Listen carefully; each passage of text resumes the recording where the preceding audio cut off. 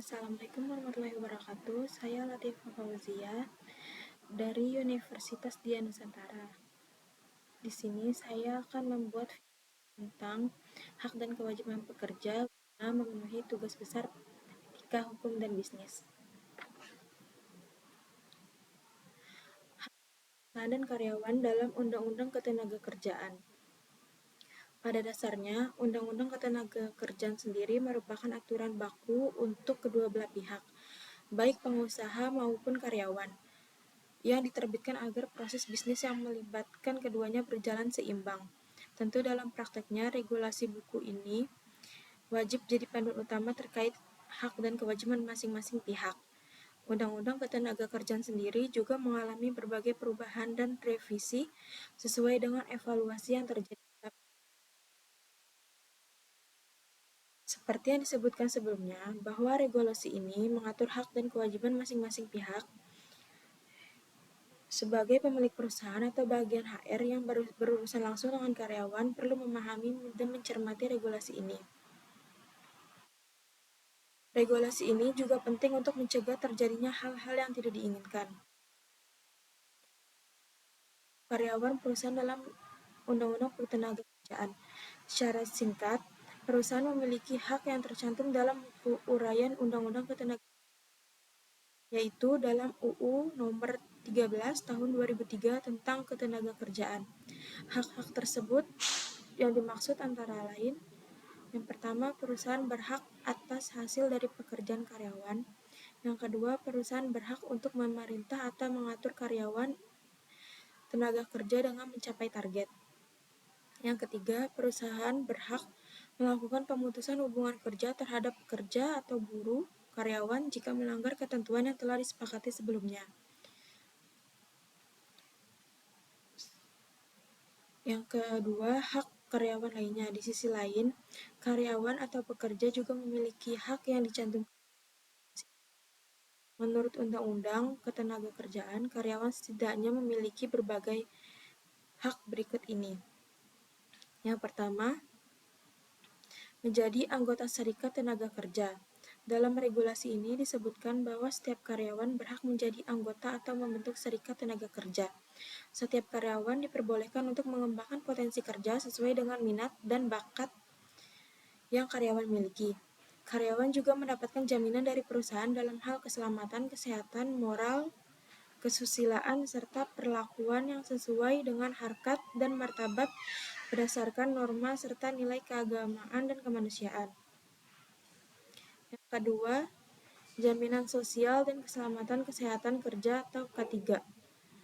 Karyawan juga berhak mendapatkan jaminan sosial yang berisi tentang kecelakaan kerja, kematian, hari tua, hingga pemeliharaan kesehatan. Implementasi hak karyawan bidang jaminan sosial dan K3 adalah berupa BPJS. Sebagai pemilik perusahaan atau pemberi kerja, wajib mendaftarkan setiap karyawan sebagai anggota BPJS dalam rangka pemenuhan hak.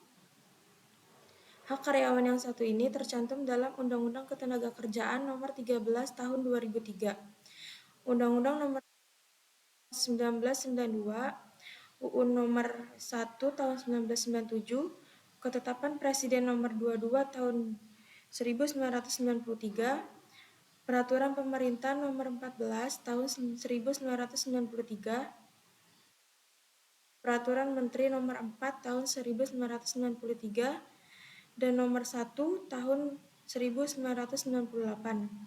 Yang ketiga, menerima upah yang layak. Tercantum dalam Permen Nomor 1 Tahun 1999 Pasal 1 Ayat 1, UU Nomor 13 Tahun 2003, PP Tahun 1981, Peraturan Menteri Nomor 1 Tahun 1999, dan yang paling baru adalah Permenaker Nomor 1 Tahun 2017. Yang keempat, membuat perjanjian kerja atau PKB. Hak karyawan atau pekerja ini tercantum dalam Undang-Undang Ketenagakerjaan Nomor 1 Tahun 2003 dan juga Undang-Undang Nomor 21 Tahun 2000. Serikat pekerja memiliki hak untuk membuat perjanjian yang dilaksanakan berdasarkan proses musyawarah, Yang kelima, ada hak atas perlindungan keputusan PHK tidak adil. Hak ini tercantum dalam Surat Edaran Menteri Tenaga Kerja Nomor SE 907-Men PHI PPHI garing 10 garing 2004. Setiap karyawan berhak mendapatkan perlindungan dan bantuan dari pemerintah melalui Dinas Tenaga Kerja bila mana mengalami PHK secara tidak adil. Yang keenam, ada hak karyawan perempuan seperti libur cuti hamil. Secara hukum, hak ini tercantum dalam UU Nomor 13 Tahun 2003 Pasal 76 Ayat 2 yang menyatakan bahwa perusahaan atau pengusaha dilarang mempekerjakan perempuan hamil yang bisa berbahaya bagi kandungannya dan diri. Selain poin tersebut, Pasal 82 Ayat 2 UU Nomor 13 Tahun 2003 juga menyebutkan perihal hak cuti keguguran.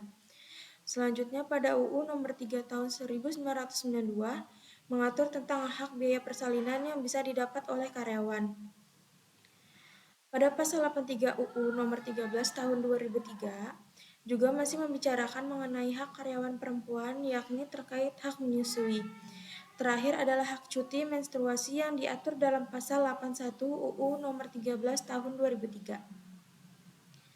Yang ketujuh, ada pembatasan waktu kerja, istirahat, cuti, dan libur.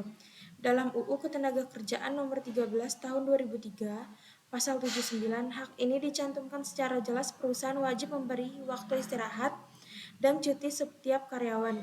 Secara jelas, misalnya terkait waktu istirahat, disebutkan bahwa karyawan memiliki hak untuk mendapatkan istirahat antara jam kerja minimal setengah jam setelah bekerja selama 4 jam.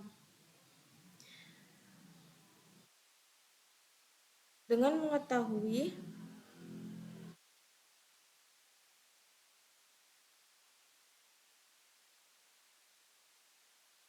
ini, kewajiban karyawan terhadap perusahaan, di sini saya akan menyebutkan 4, yaitu kewajiban ketaatan, yang dimana karyawan harus mematuhi perintah dan petunjuk atasannya.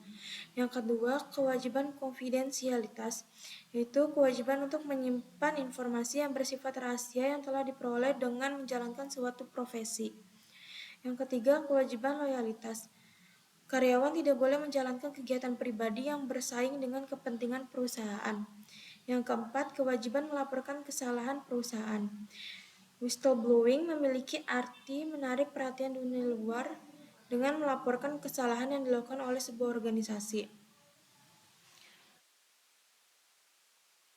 Adilan ini berasal dari kata dasar adil yang berarti seimbang atau enggak berat sebelah.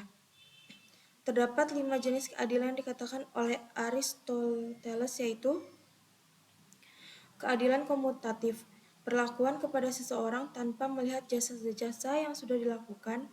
Yang kedua, keadilan distributif, yaitu perlakuan kepada seseorang sesuai dengan jasa-jasa yang dilakukan. Yang ketiga, keadilan kodrat alam, perlakuan kepada seseorang yang sesuai dengan hukum alam.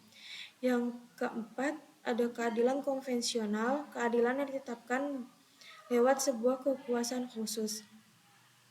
Yang kelima, keadilan perbaikan, keadilan yang dilakukan kepada orang yang mencemarkan nama baik orang lain.